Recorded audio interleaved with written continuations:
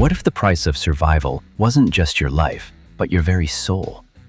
In its brutal final chapter, Squid Game Season 3 dares to ask, how far would you go when there's nothing left to lose? Stick around, because you're about to find out. Welcome back to Review, your go-to place for deep cinematic dives into the stories that keep us up at night. Today, we're cracking open the final installment of Squid Game Season 3. We'll explore how this brutal finale raises the stakes, breaks our hearts, and maybe, just maybe, goes too far. So grab a cup of tea, sit back, and if you love thoughtful breakdowns like this, smash that like button, subscribe to Review, and turn on notifications so you never miss our next deep dive. Now let's enter the game one last time. The contradiction that started it all. Squid Game was always a contradiction. From the moment Season 1 dropped, it took an age-old idea, the last man standing death game, and injected it with a distinctly Korean soul. Think about it, we've seen versions of this before. Battle Royale in 2000, The Hunger Games a decade later. But it wasn't the childhood games soaked in blood that pulled us in. It was the human desperation at the core.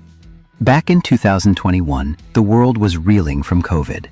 Parasite had just won the Academy Award for Best Picture the year before, and here came Squid Game with its savage takedown of social inequality. Families watched it together, then sat in silence wondering, would I do the same? The games were just the stage. The real drama was watching characters like Gi-hun, Sae Byok, and Sang-woo navigate impossible choices for a shot at survival, or at least a shot at dignity. It was twisted, brilliant, and heartbreakingly human. And yet, when Netflix announced Season 2, people were torn. Did we really need it? Turns out, Season 2 was just a setup. Season 3? That's where the real story hits you like a punch in the gut. The game evolves, and so does the pain. If you thought Season 1 was brutal, think again. Season 3 doesn't just raise the stakes, it obliterates them. Remember Sabyet Jun-ho and Ji-young's final moment? Two women trapped between hope and death? Or when Sang-woo turned on Sweet Ali? Those scenes broke us because they weren't just violent, they were personal. Now multiply that by 10. In Season 3, it's not just betrayal, it's gut-wrenching moral warfare. No one is safe, and no choice is clean. There's a moment mid-season, no spoilers, where Kang Yi-shim's character Jang Geum-ja, an elderly mother clawing through the games to save her son's life, makes a choice that leaves you hollow. The camera doesn't cut away, it holds. And you sit there, forced to watch a mother's heart break for someone who might never even say thank you. That's Squid Game Season 3's real flex. It weaponizes your attachment. We've lived with these people. We've seen them shatter, scrape themselves back together, and shatter again. So when they fall, it's not spectacle, it's tragedy. Beyond the blood, the heart of the show. Here's the secret. Squid Game was never really about the games. Sure, they're shocking, clever, sometimes even playful in a sick way. But by Season 2, the gimmick started to feel thin. More rounds, more bodies, but less soul. Season 3 fixes that. Yes, there's another iconic marbles-level round, and trust me, it'll sit with you for days. But the power isn't in the marble, it's in the silence between the clicks. The show pulls back the curtain on Gi-hun like never before. His guilt, his rage, his desperation. Every time he looks at the front man, Lee Jung-hun's cold, calculating mask, you feel every ounce of betrayal from Season 1 resurfacing. And then there's Hwang Jun-ho. His investigation outside the games gives us a breath of air, a reminder that while bodies pile up inside the arena, the real monster is society itself.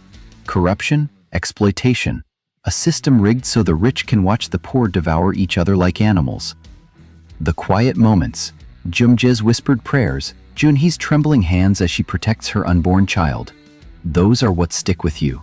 The games are just the noise. The performances that break you. Season 3 is a masterclass in acting, period. Kang Yi-shim's Jang Geum-ja deserves every award Korea can throw at her. Her performance, especially in that devastating midpoint scene, is raw, honest, and devastating. One moment she's your grandmother, The next, she's a ghost, hollowed out by choices no one should ever have to make. Jun-ho, pregnant, terrified, yet somehow braver than most hardened soldiers. Yo-ju-ri gives her a quiet strength that makes her stand out in a show drenched in chaos. Then there's Hyun-ju, Park Sung-hoon, the transgender ex-Special Forces soldier. Talk about unexpected layers. A character who could have been a simple badass is instead fragile, complex, and deeply human. Even the villains, Young-gi, Im Si-won, and Nam-gyu, Ro Jae-won, drip with menace. They're the kind you love to hate, the kind that make you talk to your TV like they can hear you. Don't trust him, don't do it. But not everything hits the mark. The one thing that doesn't work. If Squid Game has a flaw, it's the VIPs, those jeweled masks, that awkward dialogue, the cartoonish evil rich people who exist to cackle and bet on human misery. In a show where every scream, every tear feels painfully real, the VIPs stick out like sore thumbs. Are they a parody? An inside joke about how Koreans see decadent foreign billionaires? Maybe, but the vibe clash is jarring. It's like watching an Oscar-winning drama and then someone drags in a clown car. For a story built on authentic emotion, the VIPs are the only thing that feels fake. It doesn't ruin season 3, but it's a wrinkle that makes you wonder if there's a more subtle way to show the rot at the top. Should the game continue? So, here we are. Season 3, the brutal finale that ties up this chapter. But will it stay the finale? There's a whisper, a hint that maybe, just maybe, the nightmare could go global. New games, new countries, new victims. And maybe that's the real tragedy. Not on screen, but behind it. The insatiable hunger of studios to bleed a good story dry. To franchise pain until it's just another commodity. But here's the truth.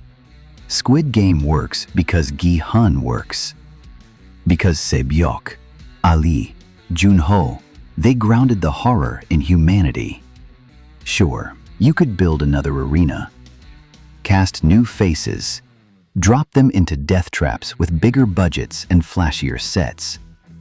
But you can't fake soul, and you can't catch lightning in a bottle twice.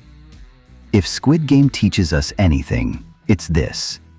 Sometimes the hardest thing is to walk away when the money's on the table. So, what's the final word? Season 3 of Squid Game doesn't just live up to the hype, it dares to be better. It rips you apart, stitches you back together, and leaves you wondering what it says about us, about how far we'd go, and who we'd step over to survive. But now, I want to hear from you. Did Season 3 deliver the ending you hoped for? Or do you think the game should continue? Drop your thoughts in the comments below. Let's get real about it. If you felt anything during this deep dive, do me a favor. Like this video, subscribe to Review, and ring that bell so you never miss our next breakdown. Until then, remember, the game may end, but the questions it leaves behind never do.